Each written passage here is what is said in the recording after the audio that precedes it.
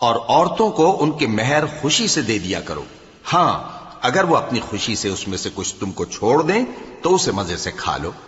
اور کم عقلوں کو ان کا مال جسے اللہ نے تم لوگوں کے لیے سبب معیشت بنایا ہے مت دو، ہاں